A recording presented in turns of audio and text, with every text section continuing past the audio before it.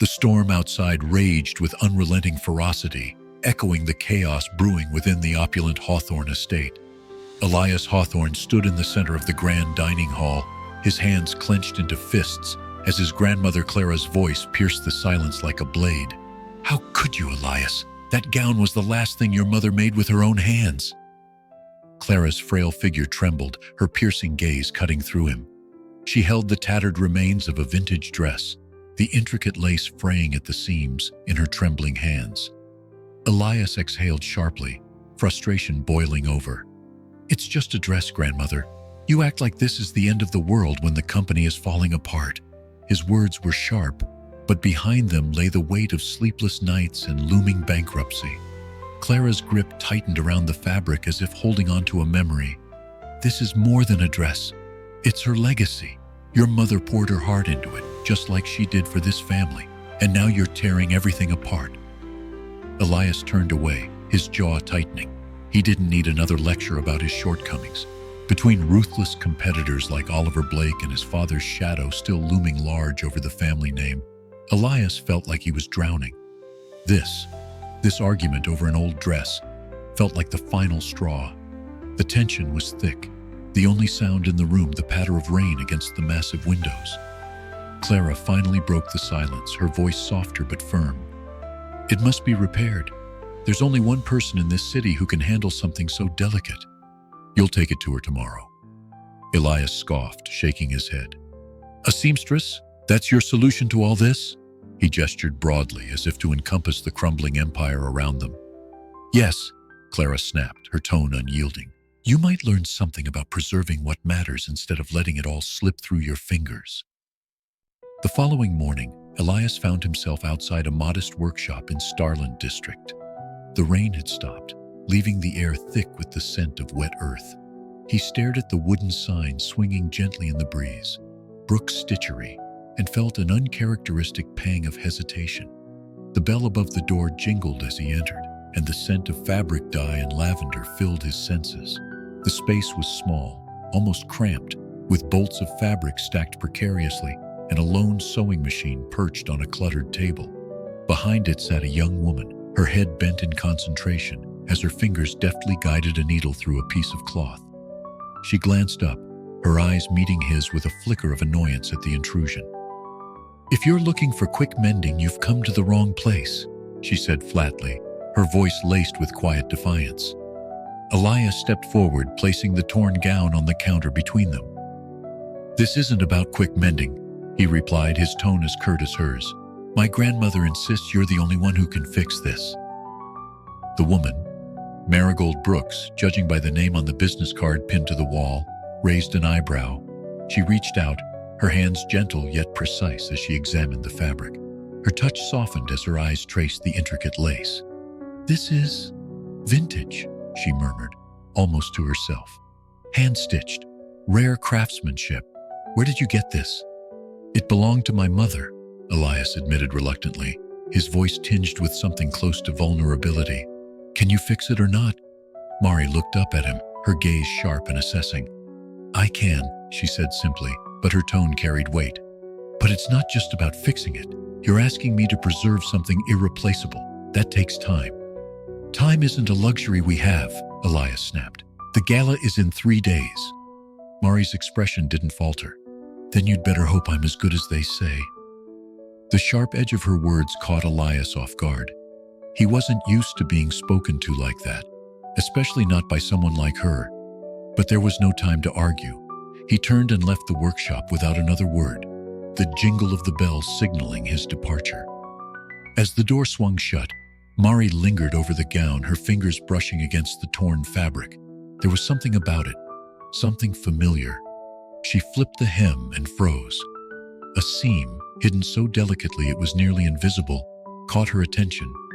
She traced it with her fingertip and frowned. "Whoever made this," she whispered, "had secrets they didn't want anyone to find." Marigold Brooks sat at her sewing table, the delicate gown spread before her like a silent puzzle.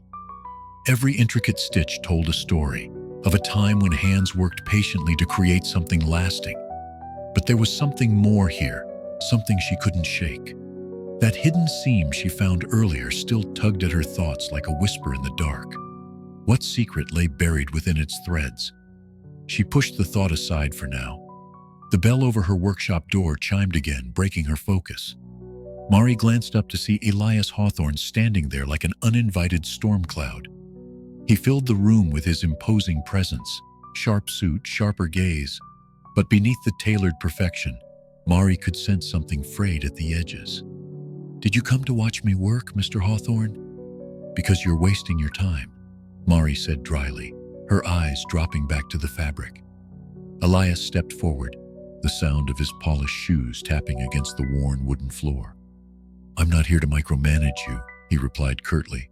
"Though given the stakes, I should—" She looked up then, her eyes narrowing. "And what stakes are those? You don't seem like the sentimental type." Elias's jaw clenched for a moment. "This gown means everything to my grandmother. Fix it and perhaps I can finally get her off my back."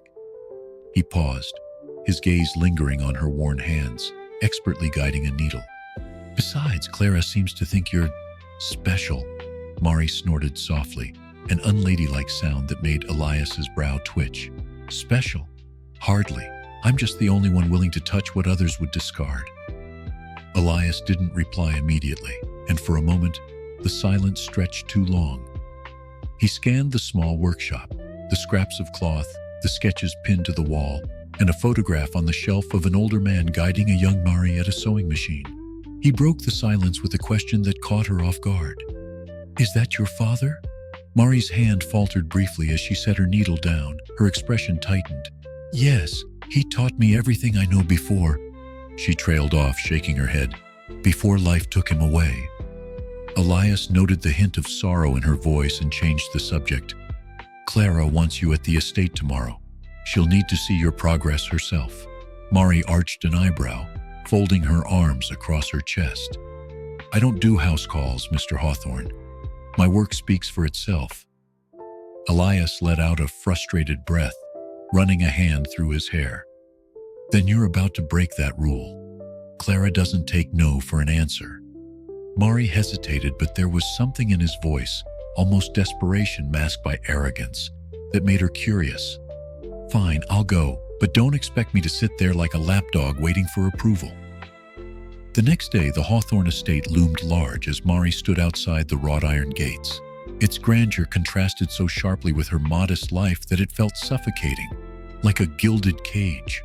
The house was beautiful, yes, but its pristine facade seemed to hide secrets no one wanted to uncover. A servant escorted her through the lavish halls, past gilded portraits and cold marble statues that watched her like silent sentinels. Finally, she entered a sitting room where Clara was waiting, her sharp blue eyes narrowing as she examined Mari from head to toe. "You're more punctual than I expected," Clara remarked, her voice cutting but not unkind. She gestured to the gown Mari carried. "Let's see how much of my faith you've earned." Mari carefully unfolded the dress, revealing the early repairs, meticulous work that made it look almost untouched.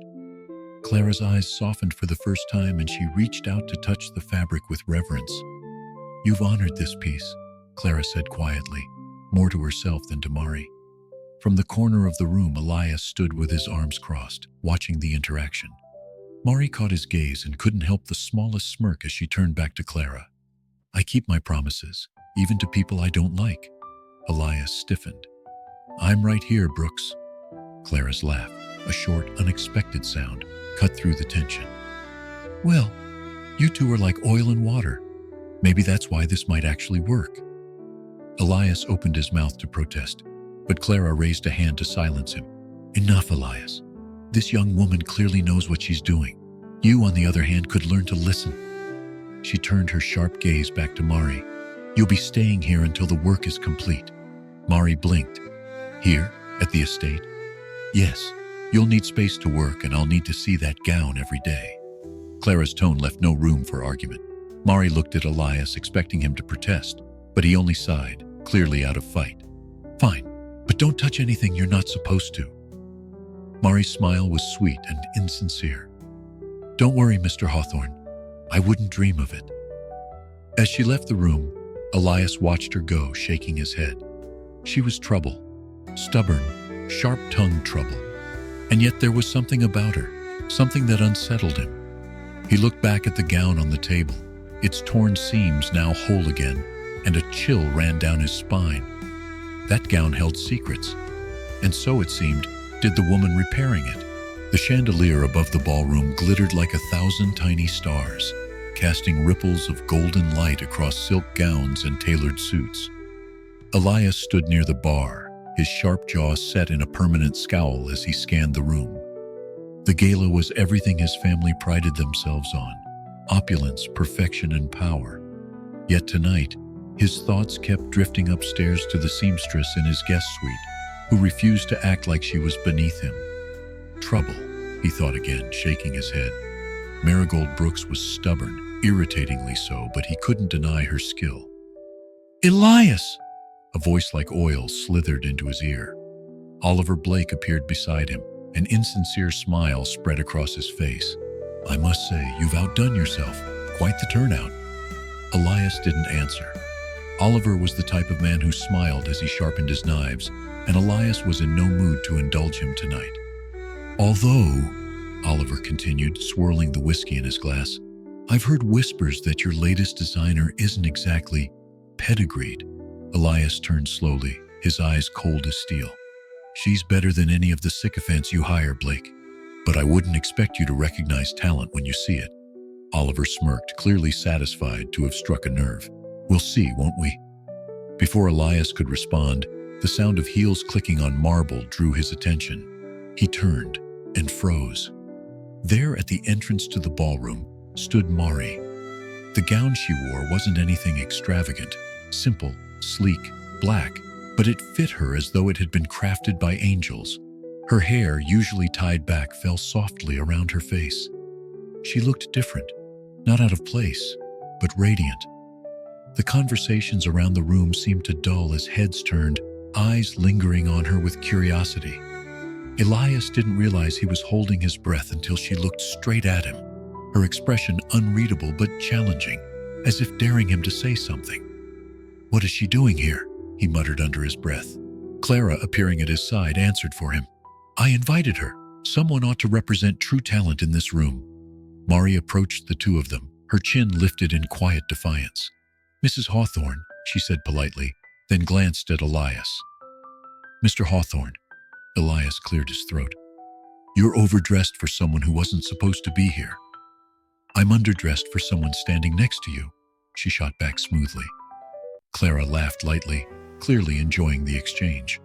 Elias narrowed his eyes, but before he could reply, Oliver's voice broke through the moment. "Well, well," Oliver drawled, stepping into their circle. "You must be the seamstress I've heard so much about." Mari's smile was tight as she turned toward him. "I'm the designer who fixed what couldn't be replaced." Oliver let out a low chuckle. "Confident, aren't you? That'll serve you well, at least until someone finds out you're in over your head." Elias's fists curled at his sides, but before he could respond, Mari beat him to it. "The thing about being underestimated," she said coolly, her voice cutting through the din, "is that it's the fastest way to surprise people like you." For the briefest moment, Oliver's expression faltered, and Elias felt an unfamiliar flicker of something, admiration maybe, as Mari held her ground. "Careful, Brooks," Elias muttered under his breath once Oliver left, his tone laced with something that wasn't quite annoyance. "You're getting dangerously close to acting like you belong here." Mari didn't so much as blink. "I don't need to act, Mr. Hawthorne. I just do what I came here to do." The night continued, but Elias found it impossible to focus. Every time he turned around, there she was, speaking with Clara, nodding to clients, exchanging polite smiles. She had a way of holding herself that didn't belong to someone who lived in a workshop surrounded by scraps. She belonged here. That realization unsettled him more than he cared to admit. Later, as the ballroom emptied and the clock neared midnight, Elias found Mari on the balcony, the city lights stretched out behind her. She was quiet, contemplative, her fingers trailing along the railing as though measuring the world in inches. "Don't get comfortable," Elias said, approaching her. "This isn't your world." Mari turned to face him, her eyes bright in the moonlight. "Maybe it isn't, but that doesn't mean I won't leave my mark on it."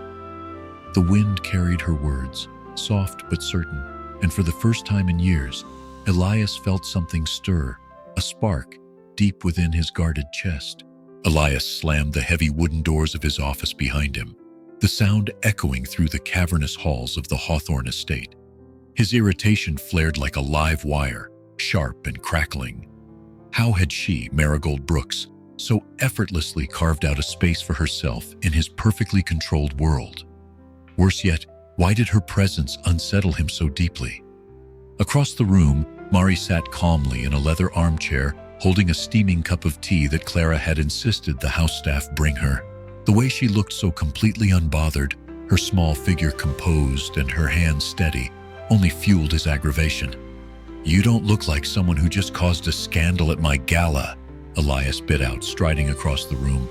"Oliver Blake won't let it go, you know. He'll keep pushing until you're nothing but gossip fodder." Mari took a slow sip of tea before meeting his glare. "I didn't cause the scandal, Mr. Hawthorne. Your friend did. I only corrected him." "Corrected him?" Elias scoffed. "You insulted one of the most powerful men in my industry." "I told him the truth," she shot back, her voice sharp but calm. "The fact that it embarrassed him isn't my problem." Elias stopped pacing to look at her. "You think you can talk like that to men like Oliver and walk away unscathed? You don't know how this world works." Mari set her cup down with deliberate precision, her gaze never wavering. "I know exactly how it works. I've spent my life fixing the messes that your world leaves behind. And now I'm here because your grandmother trusts me more than she trusts you." The jab hit its mark. Elias's chest tightened and he turned toward the window to hide the flicker of guilt that crossed his face. Outside, the gray clouds pressed low over Savannah, mirroring the storm within him. "Clara trusts her more than me." He hated that the thought stung. "You're arrogant," he muttered, his voice quieter now, though no less sharp. "You think talent is enough to survive in this business. It's not. And you think your name is enough to hold your empire together." Mari's voice cut through him like glass. "It's crumbling, Elias. Can't you see that?" He turned sharply, his face a mask of fury. "Don't speak about things you don't understand, Brooks." But Mari didn't flinch. She stood, her voice steady, low and full of restrained anger. "I understand more than you think. I grew up watching my father work his hands raw to provide for us, only to have everything stolen by men who valued profit over people. I've stitched every inch of my life back together with these hands." She held them up briefly, palms rough with calluses. "You act like your name gives you immunity from failure. It doesn't. And the sooner you realize that, the better." The words hung in the air, heavy and unrelenting. For the first time, Elias didn't have a sharp retort. Instead, her words gnawed at him, unearthing something raw beneath his carefully built walls. A knock at the door shattered the tension. One of the house staff entered hesitantly. "Sir, there's an urgent call from Mr. Blake." Elias pinched the bridge of his nose, already feeling the headache forming. "Tell him I'll call him back." The staff member hesitated. "He said it's about your latest contract, and that you'll want to hear this." Elias's jaw clenched. He glanced at Mari, who stood silently, her expression unreadable. For reasons he couldn't quite understand, he felt a pang of regret at their argument. But there was no time for reflection now. Oliver wouldn't call unless he was preparing to strike. "Fine," Elias muttered, brushing past the staff member. "Stay here," he added sharply to Mari, though she rolled her eyes in response. "Your house, your rules," she said with mock sweetness, sinking back into the chair. "I'll try not to touch anything." The office door closed behind Elias, leaving Mari alone with her thoughts. She looked around the room, taking in the shelves lined with dusty books, the heavy curtains that blocked out what little light the gray day offered. This place was suffocating, ornate, impressive but hollow, just like its owner. Her eyes drifted back to the vintage gown folded carefully on the desk, its fabric catching the dim light. She stepped toward it, her fingertips grazing the lace as she traced the hidden seam again. There was something here, something waiting to be found. And for the first time since arriving at the Hawthorne estate, Mari felt a strange certainty. This dress, this family, was holding secrets. And perhaps, just perhaps, she was meant to uncover them. The night was heavy with the weight of an approaching storm. Mari stood outside her workshop, the soft glow of the street lamps barely holding back the shadows that crawled along the edges of the cobblestone. The faint hum of the city was the only sound, until the crunch of footsteps broke through the quiet.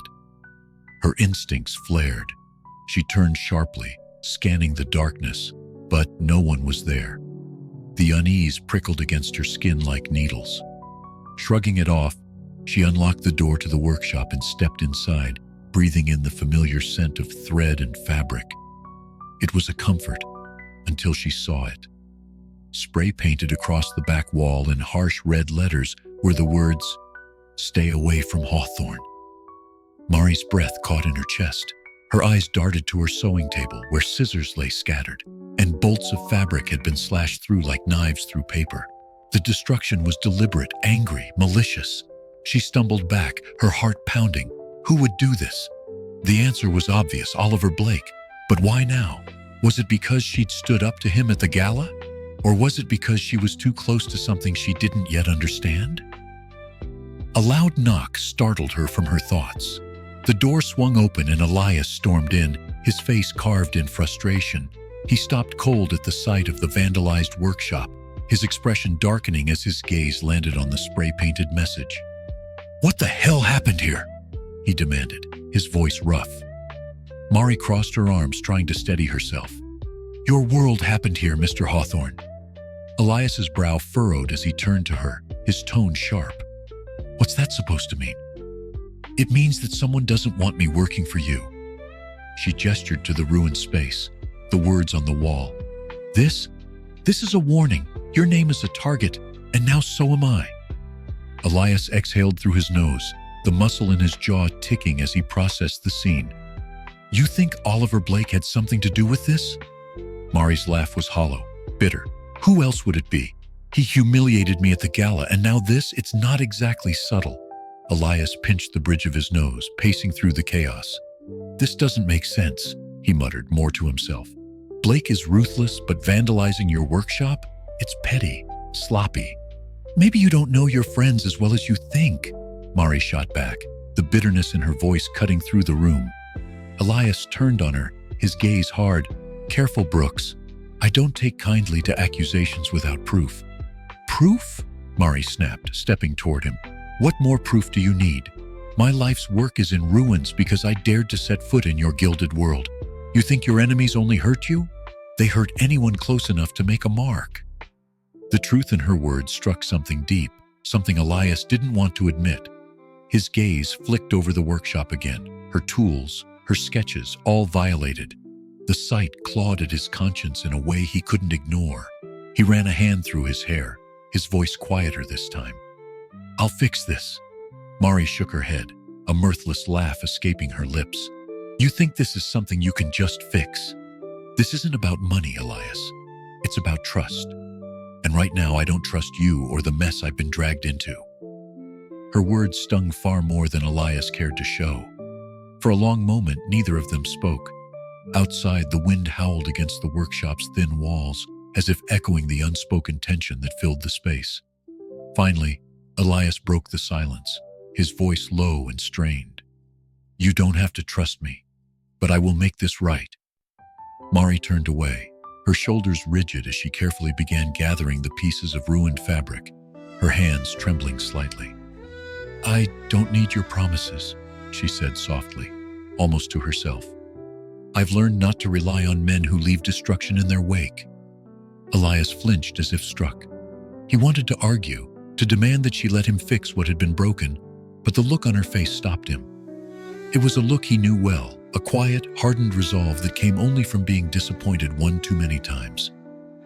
Without another word, Elias turned and left, the door clicking shut behind him. The sound lingered in the air, hollow and final. Mari sat down at her sewing table, the ruined scraps of her work spread out before her.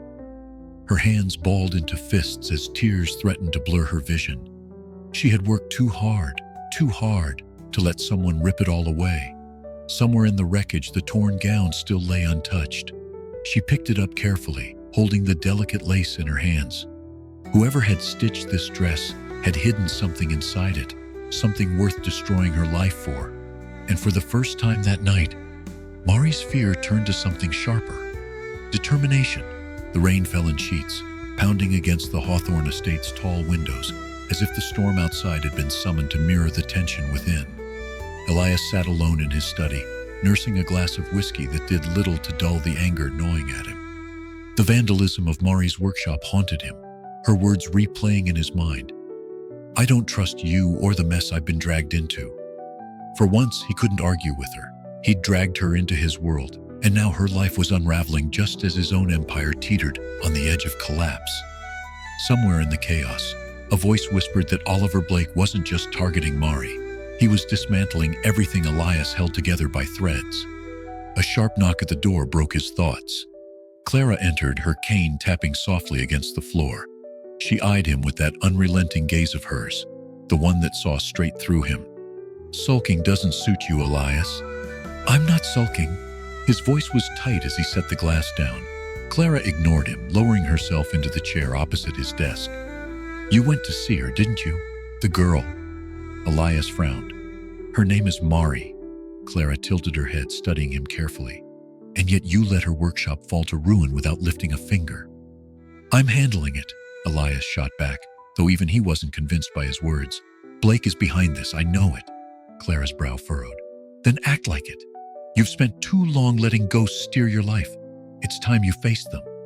"What ghosts?" Elias scoffed, though the tremor in his voice betrayed him. Clara's gaze hardened. "The ones tied to your mother's death." Elias froze, the room shrinking around him. He hadn't heard those words spoken aloud in years. They hung there now, heavy and undeniable. "Don't start," he muttered, looking away. Clara's voice softened, but her resolve didn't waver. "You know as well as I do, Elias. Your father trusted the wrong people. He let greed cloud his judgment, and it cost your mother her life. You don't know that." Elias's voice was low, hoarse, as though dragged from deep inside him. "Her death was an accident." Clara sighed, standing slowly. "We both know accidents don't come with secrets buried in gowns." She paused by the door, her voice quieter now. "The seamstress may uncover more than you're ready for, Elias. You should decide now whether you're willing to face it." The door clicked shut behind her, leaving him alone again. Elias's hands trembled slightly as he picked up his mother's sketchbook from the desk drawer, its worn leather binding soft under his touch. Mari had been right about one thing. There were secrets here, and every step closer to the truth chipped away at the foundation of everything he thought he knew. Across town, Mari stood in her workshop, her sleeves rolled up as she tried to salvage what was left. The wreckage stung, tools broken, fabrics slashed, but it wasn't what made her hands shake. It was the gown. The more she worked on it, the clearer it became. The stitching in the hem wasn't just decorative. Someone had hidden something within it. She grabbed her seam ripper and took a steadying breath. With a precision born of years at the sewing table, Mari carefully cut through the delicate stitches. For a moment, nothing happened. Then a small folded piece of paper fell into her palm. Her breath caught as she opened it. The ink had faded, but the words were still legible. "Trust no one. The empire is poisoned from within." The handwriting was elegant, familiar somehow, and her heart pounded as she stared at the words. Who had written this, and who was it meant for? A sudden knock at the door startled her. "Mari?" It was Elias's voice, muffled but urgent. "Open up." Mari quickly folded the paper and stuffed it into her pocket before unlocking the door. Elias stepped inside, the rain dripping from his coat, his expression more serious than she'd ever seen. "What are you doing here?" she asked, her tone sharp. "I need answers," he replied, his voice firm. "And I think you're closer to finding them than I am." Mari crossed her arms, studying him. "Why now? Why are you suddenly interested in answers?" Elias met her gaze, his eyes darker than she'd ever seen them. "Because I'm tired of living in the shadows of a past I don't understand." For a moment, they stood in silence, the storm raging outside as though it too carried the weight of long-buried secrets. Finally, Mari nodded. "Then help me uncover the truth, Elias.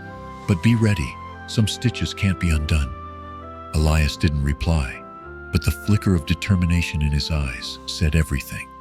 Together, They turned toward the damaged gown still waiting on the table.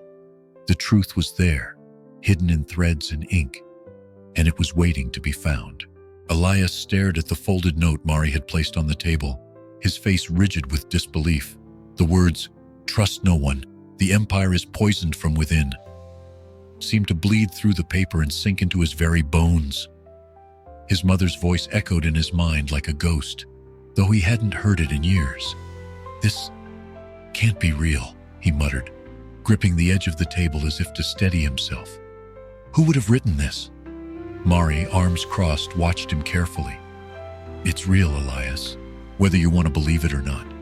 He looked up sharply, his frustration rising. "And what do you expect me to do with this? Accuse my family? Accuse the people who built this company alongside us? This note means nothing without proof." "It's not nothing," Mari's voice cracked, the weight of the situation boiling over. "Someone wanted this secret buried, badly enough to vandalize my workshop and try to scare me off. That's not coincidence." Elias's expression darkened. "You think this is about you?" Mari flinched at the venom in his tone, but her gaze didn't waver. "No, Elias. It's about the truth. But I'm the one who found the thread you keep ignoring." For a moment, silence settled between them like thick fog. Then Elias turned away, his jaw tightening as he stared out the workshop's rain-specked window. The storm had passed outside, but inside him, it raged stronger than ever. "What are you so afraid of?" Mari's voice was quieter now, soft but insistent. Elias closed his eyes. The answer curled on his tongue like poison. "That everything I've been told my entire life is a lie." The next morning, Mari awoke to the sound of loud knocking against her workshop door. She pulled on a worn cardigan and stumbled to the entrance, her heart sinking when she saw the grim expression on Nate Simmons's face. Nate, her childhood friend and occasional confidant, held a newspaper in his hands, the bold headline visible even through the early morning haze. "Hawthorne's designer exposed, corporate sabotage in the making." "What is this?" Mari whispered, snatching the paper from him. Her eyes scanned the lines. Allegations of espionage, whispers of stolen designs, accusations that she'd been planted to undermine Elias's company. "It's Blake," Nate said, his voice tight. "You're being set up, Mari." The blood drained from her face. "How does he? I didn't." "I know you didn't." Nate's hand rested firmly on her shoulder. "But he's making it look like you did. People will believe it, especially with how closely you've been working with Hawthorne. This could ruin you."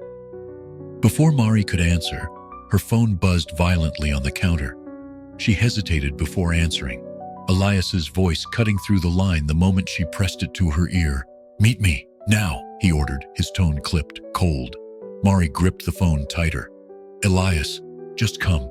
Don't make me repeat myself." The line went dead. At the Hawthorne estate, the air crackled with tension. Mari stood in the center of Elias's office, the newspaper crumpled in his hand. His expression was unreadable, but his voice was sharp, each word like a blow. "Did you do this?" Mari's stomach dropped. "You think I'd betray you? You're here, in my world, and now my company is being accused of sabotage." Elias's tone rose, his control slipping. "Tell me why I shouldn't believe it." The words stung worse than she'd imagined. "Because I'm not like you, Elias," Mari spat, tears welling in her eyes. "I don't play games with people's lives. I worked for everything I've ever had, everything your world takes for granted." Elias stared at her, torn between anger and something he couldn't name. "Then explain this. Tell me how Oliver Blake knows everything. About the gown, about you, about my family." Mari opened her mouth to speak but stopped.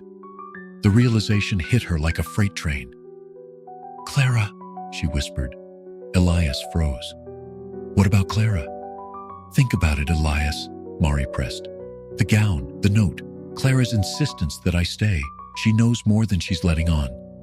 Elias shook his head, backing away as though her words were a physical blow. "No, Clara couldn't be part of this." "Then ask her," Mari challenged, her voice trembling. "Ask her who really betrayed your mother." The silence between them stretched like a chasm, too wide to cross. Elias's face was pale, his usual bravado shattered. For the first time, Mari saw him not as the arrogant CEO, but as a man unraveling, haunted by questions he didn't want answered. As she turned to leave, Mari paused at the door. "You'll have to choose, Elias. What's easier to believe, or what's true?" Her words hung in the air long after she was gone, the echoes of betrayal wrapping themselves tightly around him. The Hawthorne estate had always felt too large, its vast halls echoing secrets instead of warmth. Tonight, as Elias rushed through the corridors, it felt suffocating. The call had been brief. Clara had collapsed in her sitting room and the housekeeper sounded frantic. When Elias burst through the door, he found Clara slumped in her armchair, her usually sharp gaze unfocused. Her face was pale, her hands trembling as she clutched at her chest. "Grandmother!" Elias's voice cracked as he dropped to his knees beside her. He gently took her hand, his heart hammering in his chest. "What happened?" Clara's lips parted, but no words came out. Her breathing was shallow, her strength clearly fading. The housekeeper wrung her hands from the corner of the room. I called the doctor. He should be here soon." Elias nodded sharply, his focus never leaving Clara. "Stay with me," he murmured, his voice low but urgent. "Don't you dare leave me now, Clara." She managed a weak smile, her fingers tightening around his hand. "Always so dramatic," she whispered, her words barely audible. 2 hours later, the doctor finished his examination, pulling Elias aside in the hallway. The lines on the man's face deepened as he spoke. "She needs rest," the doctor said, his tone serious. "Her heart's under strain, too much stress, too little care. Whatever's happening in this house, it needs to stop before it kills her." Elias nodded stiffly, his hands shoved into his pockets to hide their trembling. "I'll make sure she's taken care of." The doctor left, and Elias stood in the hallway, his mind racing. Clara was the backbone of their family, the one constant in a world that felt increasingly fragile. Losing her wasn't an option. Mari arrived at the estate the next morning, summoned by an unusually terse message from Elias. As she entered Clara's sitting room, she found the older woman propped up with pillows, her complexion still pale but her eyes sharper than they'd been the night before. "Don't fuss," Clara said as Mari hesitated by the door. "I'm not dead yet." Mari approached cautiously, her gaze flicking to Elias, who stood by the window, arms crossed and jaw tight. "I heard what happened," Mari said softly, taking a seat beside Clara. Clara's gaze softened. "You worry too much, my dear. A lifetime of worrying hasn't done me much good." Elias turned sharply from the window. "This isn't a joke, Clara. The doctor said—" "I know what the doctor said," Clara interrupted, her tone firm. "And I don't need you hovering over me like some brooding specter. What I need is to see this family fixed before it falls apart entirely." Mari watched the exchange quietly, a sense of unease settling over her. Clara's collapse hadn't just rattled Elias, it had shifted something deeper in him. "I need to ask you something," Elias said suddenly, turning to face Clara fully. His expression was tense, his voice careful. "What aren't you telling me about Mother, about Father, about this family?" Clara's eyes darkened, and for a moment the room felt impossibly still. She glanced at Mari, then back at Elias. "You're digging into things better left buried," she said softly. "I warned you about this." "Enough warnings!" Elias's voice rose, raw with emotion. "I'm done being in the dark. Tell me the truth. What happened to her?" Clara closed her eyes, her face etched with pain. "You think you're ready for the truth, Elias? You're not. Try me." Mari reached out, placing a hand on Clara's arm. "Whatever it is, hiding it hasn't helped anyone. You said you wanted to see this family fixed. Start here."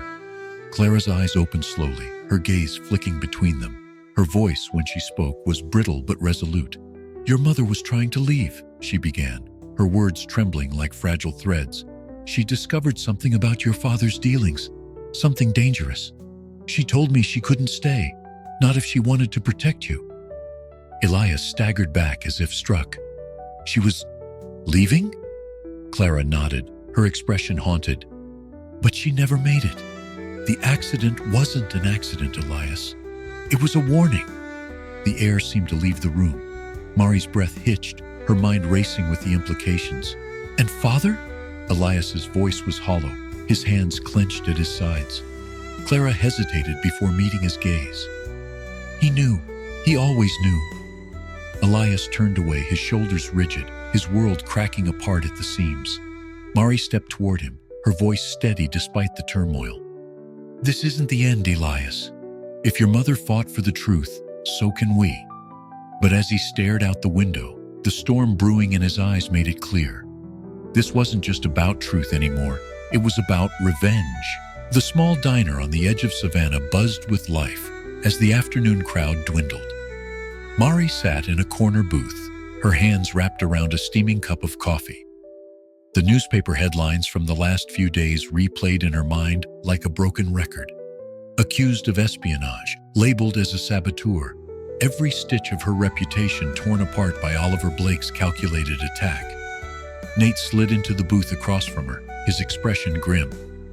"The calls keep coming," he said, placing his phone on the table. "Clients are pulling contracts left and right. They're scared." Mari sighed, her exhaustion bleeding into every word. "I should have seen this coming. Oliver's been circling like a vulture since the gala." "You can't take this lying down, Mari." Nate's voice was firm, almost angry. "You've worked too hard to let some snake like him destroy everything." Before she could respond, the bell above the diner door jingled, and the last person she expected walked in. Elias Hawthorne stood there, his gaze scanning the room until it locked onto hers. His usual composed expression was replaced by something raw, almost vulnerable. Nate tensed, his jaw tightening. "What's he doing here?" "Good question," Mari muttered under her breath. As Elias approached the booth, she leaned back, arms crossed. "Come to finish the job, Mr. Hawthorne." Elias ignored the jab and looked at Nate. "Can we talk alone?" "I don't think she has anything to say to you," Nate snapped. "It's fine," Mari said, her voice calm but laced with steel. She nodded toward Nate. "Give us a minute." Reluctantly, Nate stood and walked toward the counter, his eyes burning holes into Elias's back. Once they were alone, Elias sat across from her, his broad shoulders tense. "You were right," he said, the words coming out like an admission of guilt. Mari raised an eyebrow, her voice flat. "About what exactly? The part where your world destroyed mine? Or the part where you didn't believe me?" Elias winced. "I've spent the last 2 days unraveling Oliver's network. He's behind everything. Your workshop, the headlines, the lies. He's been siphoning money from my company for years, and now he's using you as a scapegoat." Mari's heart raced, but she refused to let him see it. "And you're just figuring this out now?" "I didn't want to believe someone I trusted could go this far," Elias admitted, his hands curled into fists on the table. "But that's no excuse. I let this happen. To you, to my family, to my mother." Her breath hitched at the mention of his mother, but she kept her composure. "What do you want from me, Elias?" "I need your help," he said simply, his eyes meeting hers. "We have to take him down." Mari laughed, a bitter sound that echoed between them. "You think I'd help you after everything you've done? After you stood by while my life burned?" "I didn't know," Elias said, his voice tight with regret. "But I see it now, and I'm asking you not as a Hawthorne, not as the man who doubted you, but as someone who wants to make this right. Let me make it right." Mari stared at him, the weight of his words sinking in. He looked different, less polished, more human. The anger she'd held onto so tightly began to waver, replaced by something far more dangerous: hope. "I'll help you," she said finally, her tone measured. "But not for you, for me. I'm not going to let Oliver or anyone erase what I've built." Elias nodded, his shoulders relaxing slightly. "Fair enough." They sat in silence for a moment before Mari spoke again, her voice softer. "Your grandmother, how is she?" Elias hesitated, then sighed, recovering but weak. "She admitted something. About my father. About what happened to my mother." Mari's eyes narrowed. "What did she say?" "That my mother was trying to leave," Elias said, his voice low. "She found out something dangerous, and my father let her die because of it." The words hung between them, heavy and suffocating. Mari leaned forward, her tone urgent. "Then we're not just fighting Oliver, we're fighting the system your father built." Elias nodded, a flicker of determination in his eyes. "And we're going to tear it apart, together." For the first time in days, Mari felt a glimmer of hope. It wasn't much, but it was enough to reignite the fire that Oliver and Elias's world had tried so hard to extinguish. The grand ballroom shimmered under the glow of dozens of chandeliers, their light casting an ethereal brilliance across the polished marble floors. The air buzzed with anticipation, an undercurrent of tension rippling through the crowd of elite designers, industry magnates, and reporters who filled the space. Tonight wasn't just another gala. It was Elias Hawthorne's chance to reclaim the family empire, or so the invitation promised. Mari stood at the edge of the room, her black gown blending into the shadows. Despite the opulence around her, she felt no awe. This world of wealth and power was nothing more than a gilded cage, as fragile as the fabric she stitched. Her gaze drifted to Elias, standing near the stage, speaking with Clara. His face was set in stone, but she could see the storm behind his eyes. Tonight, everything hinged on the plan they'd carefully constructed over the past week. The sabotage, the lies, the betrayals. It all came down to this moment. A hand lightly touched her arm, pulling her from her thoughts. She turned to see Nate, his brow furrowed with concern. "You sure about this?" he asked quietly. Mari nodded, her jaw tightening. "It's the only way." Before Nate could respond, the lights dimmed, signaling the start of the presentation. The murmurs in the crowd died down as Elias stepped onto the stage, his commanding presence silencing the room. "Ladies and gentlemen," he began, his voice steady despite the weight of what was to come. "Tonight, I welcome you not just to a celebration of fashion, but to a reckoning." The room stirred, whispers breaking out like ripples in a pond. Mari's pulse quickened. "For years," Elias continued, "the Hawthorne name has stood for innovation, elegance, and integrity. But behind the glamour lies a legacy of greed and corruption, a legacy I refuse to uphold." Gasps echoed through the room. Clara, seated near the front, stiffened in her chair, her sharp gaze locked on her grandson. Elias stepped forward, his voice rising. "The man responsible for this corruption is not a stranger to you. He stood among you, profiting from lies and sabotage." He turned, pointing to a figure near the back of the room. Oliver Blake. All eyes turned to Oliver, whose smug expression faltered for the first time. "This is outrageous," he barked, stepping forward. "You can't make baseless accusations like this." Elias remained unfazed. "Baseless? Let's see what the evidence says." At his signal, the screen behind him lit up, displaying a series of documents, bank transfers, emails, contracts, all tracing a web of deceit back to Oliver. The crowd erupted in murmurs, disbelief etched on every face. "You planted lies about my company," Elias said, his voice cold as steel.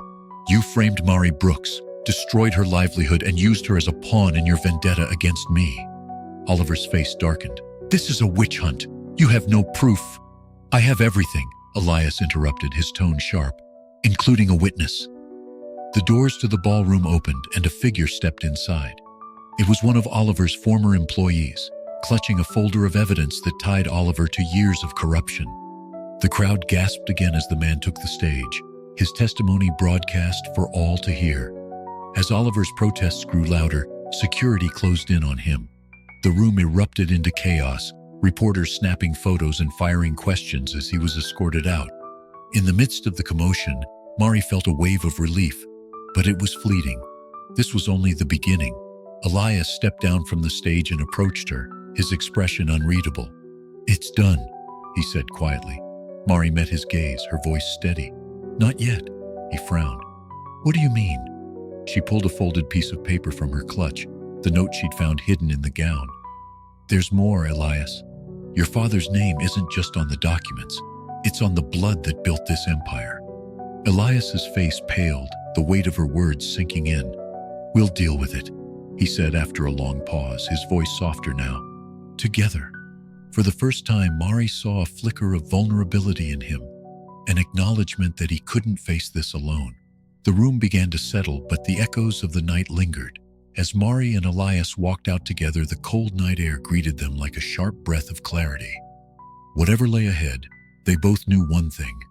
Redemption wasn't a single act. It was a journey. The conference room was eerily quiet, despite being filled with some of the most powerful figures in the fashion industry. Every eye was fixed on Elias Hawthorne, who stood at the head of the long table, his presence commanding, his expression unyielding. Before him was a stack of damning evidence, a culmination of weeks of unraveling deceit and rebuilding trust. Mari sat to his right, her hands folded tightly in her lap. She could feel the weight of the moment pressing down on both of them. This was it, the final stand against the legacy of corruption that had tainted the Hawthorne name. Elias's voice cut through the silence like a blade. For decades, the Hawthorne name has been synonymous with success, innovation, and secrets. He paused, letting the words sink in. But no more. Today, we rewrite that story. The room stirred, whispers breaking out among the board members. Clara, seated at the far end of the table, looked on with a mix of pride and apprehension. Her health was still fragile, but she had insisted on being here. Elias continued, his tone steady. Oliver Blake's actions were not isolated. They were the product of a culture that my father allowed to fester. A culture that betrayed not only our business, but my own family. Mari glanced at him, her chest tightening as she saw the raw vulnerability beneath his polished exterior. This wasn't just a corporate takedown for Elias. It was deeply personal. Some of you may question why I'm bringing this to light, Elias said, his gaze sweeping the room. The answer is simple: transparency. The Hawthorne Empire was built on a lie, and I refuse to perpetuate it any longer. One of the board members, an older man with a skeptical gaze, leaned forward. And what do you propose we do, Mr. Hawthorne? Burn the company to the ground? Elias's lips twitched into a faint smile. Not burn it, rebuild it. We will adopt new ethical standards. We will partner with designers who represent the values we claim to uphold. And most importantly, we will no longer hide from the mistakes of the past. Another murmur rippled through the room. This time it was Clara who spoke, her voice soft but resolute. I've lived long enough to see empires rise and fall. Trust me when I say this. Elias is right. Change is not just necessary, it's overdue.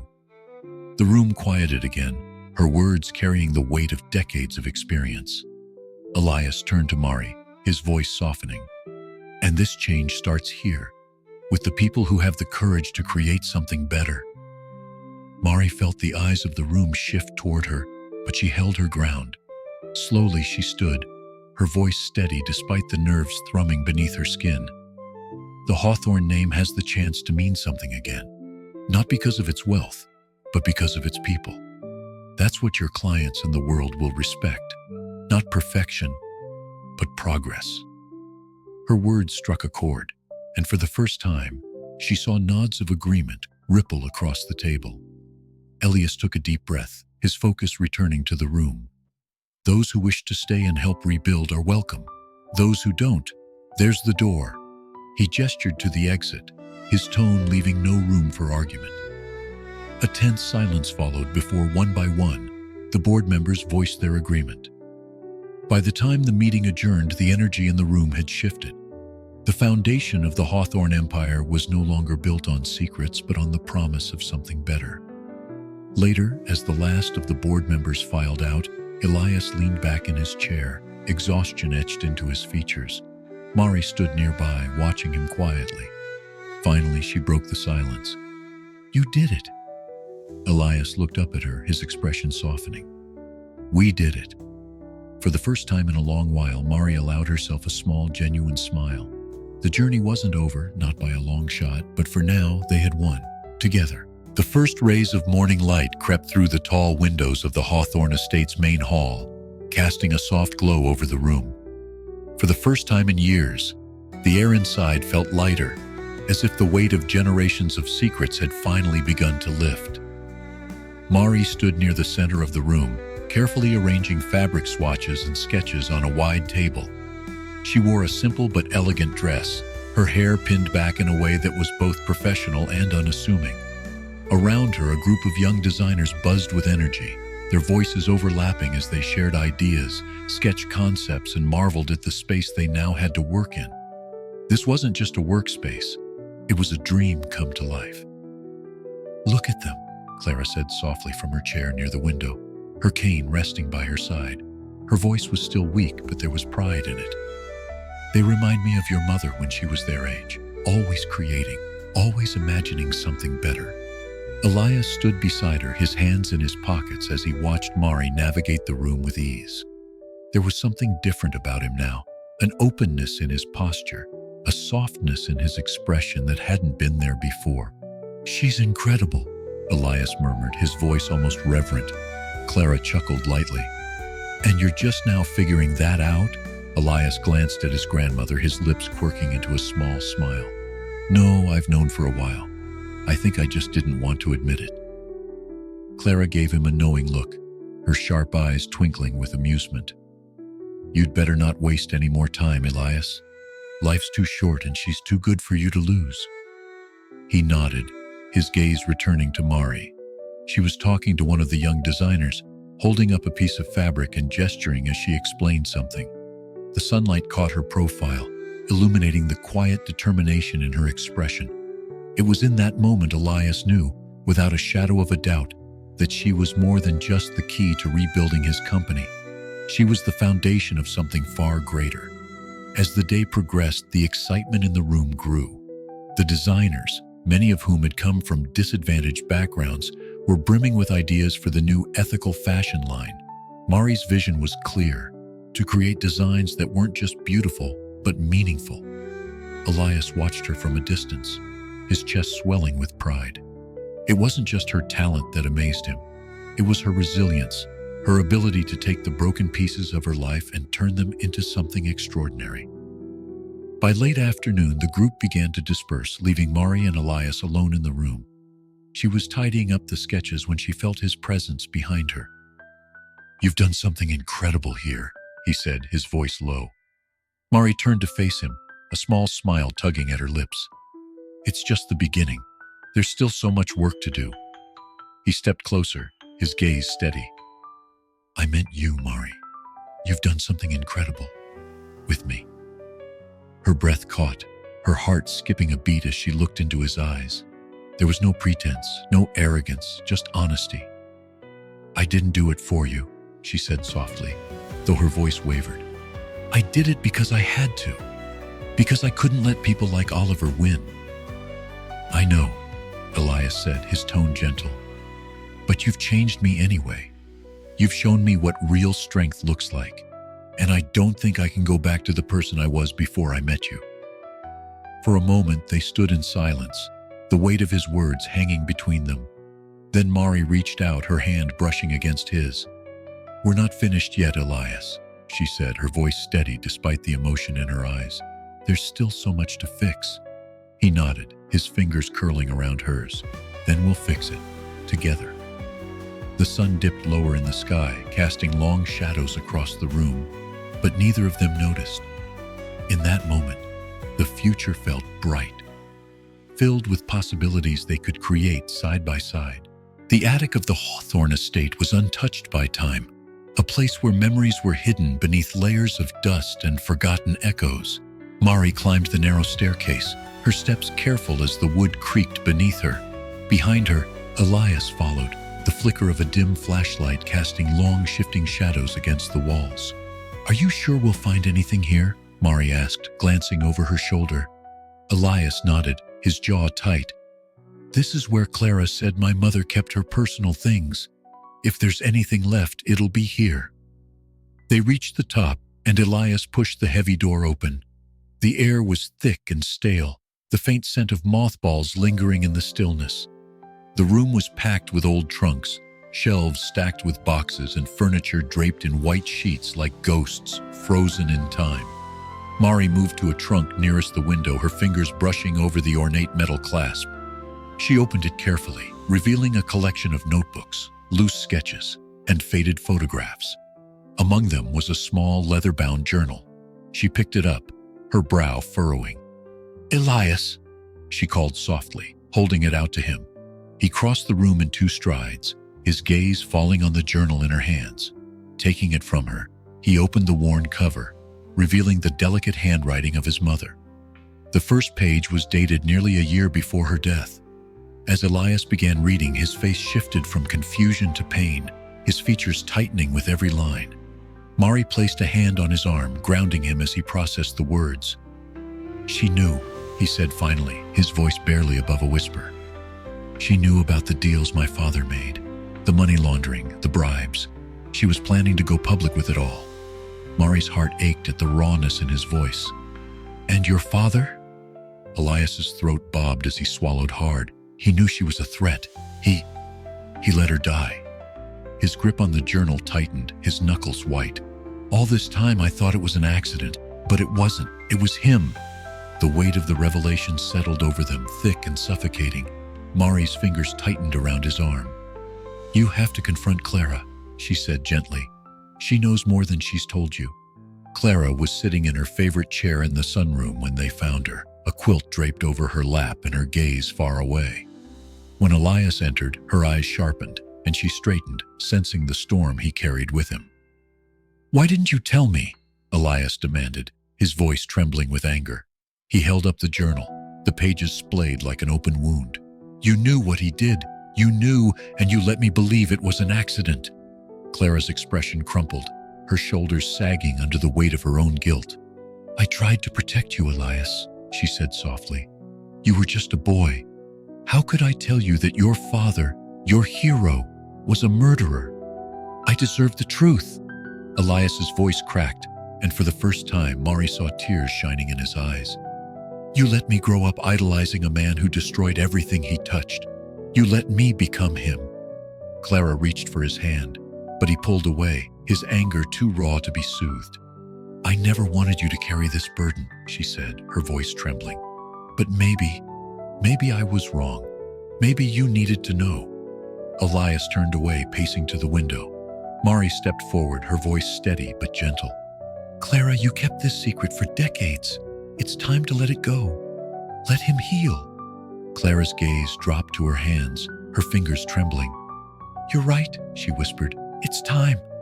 She gestured to the chest in the corner of the room, her voice barely audible. "There are more letters, records, everything your mother collected. It's all there." Elias turned slowly, his gaze hard but resolute. "We'll finish what she started," he said, his voice low but determined. "We'll tear it all down." Mari nodded, stepping closer to him. Together. For a moment, Clara looked at them both, her expression a mix of sorrow and hope. "Your mother would be proud," she murmured. The room fell silent, the ghosts of the past finally stepping into the light. But as Mari and Elias prepared for the battle ahead, they knew this was just the beginning of the final reckoning. The quiet hum of the sewing machine filled Mari's workshop as she guided a delicate piece of fabric beneath the needle. The rhythmic motion steadied her, its predictability a welcome contrast to the chaos of the past few weeks. The work felt familiar, grounding her amidst the whirlwind of revelations and decisions. Elias sat across the room, his eyes on a stack of old letters and documents from his mother's chest. The once unshakable mask he wore had been replaced by a quiet determination, tinged with vulnerability. He glanced at Mari, his voice breaking the silence. "Do you ever wonder," he began, "if it's possible to rebuild something without breaking more in the process?" Mari paused, lifting her foot off the pedal. She turned to him, her gaze steady. "Sometimes things have to break completely before they can be rebuilt the right way." Elias leaned back in his chair, his hands brushing through his hair. "It's just this company, this family. It's all I've ever known. And now that I see it for what it is..." He trailed off, his words hanging in the air like a question he wasn't ready to ask. Mari stood, crossing the room to sit beside him. "You're not your father, Elias," she said softly. "You've made mistakes, but you've also made choices he never would have. That's what matters." Elias turned to her, his eyes searching hers. "What if I fail? What if I'm not enough to fix this?" "You don't have to do it alone," Mari replied, her hand resting lightly on his. "None of us do." For a moment they sat in silence, the weight of their shared burdens hanging between them. Then Elias exhaled, a faint smile tugging at the corners of his mouth. "You always know what to say." Mari smirked, her tone teasing. "Someone has to keep you from spiraling." Later that evening, Clara joined them in the workshop. Despite her frailty, there was a fire in her eyes that reminded Elias of the woman she used to be, unyielding, unafraid. "You've both been so busy saving the company, but don't forget," Clara said, her gaze flicking between them. "Sometimes healing means more than just fixing the cracks. It means understanding why they were there in the first place." Elias frowned, unsure of her meaning. "What are you saying?" Clara smiled faintly, a mixture of sadness and pride in her expression. "I'm saying you have a chance to make this right, Elias. But it has to come from more than strategy and deals. It has to come from here." She tapped her chest, her voice softening. "Your mother believed in you, even at the end. Honor her by doing what's right, not what's easy." Her words hit him like a wave, and for the first time in days, Elias felt the sting of tears threatening to fall. He nodded, his voice thick. "I will." The next day, Mari and Elias stood before a gathering of Hawthorne employees, designers, seamstresses, and staff who had weathered the storm of scandal and betrayal. The room was filled with uncertainty, but also hope. Elias stepped forward, his voice steady. "For too long, this company has been built on greed and secrets. But today, we start fresh. Together." The crowd stirred, murmurs rippling through the room. Then Mari stepped up, her voice cutting through the noise. "This isn't just about the Hawthorne name. It's about all of us. About creating something that means more than profit." Her words resonated, the room growing still as their meaning sank in. One by one, heads nodded and a ripple of applause broke out. Later, as the crowd dispersed, Elias turned to Mari, his expression lighter than it had been in weeks. "You were incredible," he said, sincerity lacing his words. Mari smirked. "I know." Elias chuckled, shaking his head. "You don't make this easy, do you?" "No," Mari replied, her tone playful. "But where's the fun and easy?" As the sun set over the estate, casting a golden glow across the workshop, Elias and Mari stood side by side, their shadows stretching long across the floor. The road ahead was uncertain, but for the first time, they faced it together, with hope, determination, and the promise of something new. The evening sky was painted in hues of amber and violet. As Mari stood on the balcony of the Hawthorne estate, the cool breeze brushing against her skin. Below, the garden stretched out like a painting, perfectly manicured yet wild at the edges, a contradiction that mirrored her own journey here. She leaned against the railing, lost in thought when she heard footsteps approaching. "Am I interrupting?" Elias's voice was soft, tentative. She turned, a small smile tugging at her lips. "You rarely ask before interrupting." Elias chuckled, his hands tucked into his pockets. "Fair point." He stepped closer, the golden light of the setting sun casting a warm glow over his features. He looked different now, lighter, freer, as though the weight of his family's sins no longer bound him. And yet, there was something unresolved in his eyes. "Everyone's talking about the relaunch," Mari said, breaking the silence. "The buzz is incredible." Elias nodded, leaning on the railing beside her. "It's thanks to you. This wouldn't have been possible without your vision." Mari shook her head. "It wasn't just me, it was all of us. You, Clara, the designers. It took everyone working together." He turned to her, his gaze steady. "You always deflect the credit, don't you?" Mari raised an eyebrow. "And you've only just noticed?"